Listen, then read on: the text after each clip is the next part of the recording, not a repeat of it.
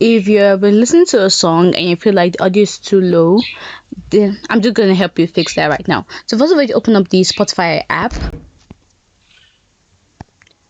Once you open that up, you just go to your library.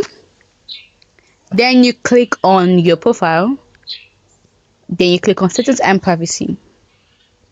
You scroll down to media quality, and there you see audio streaming quality. It's set on automatic, some people it's set on low, so you just click on high. And if you're using Spotify premium, you click on very high. Now on the cellular streaming quality, you also change that to high. And your video streaming quality, even though I think it's audio that we need, but just in case, you can set everything to high. Just set everything to high. Plus your download quality, set everything to high. Now if you listen to a song now, it should be on high quality. Hope you found this video helpful. If you did, don't forget to like, subscribe and comment down below.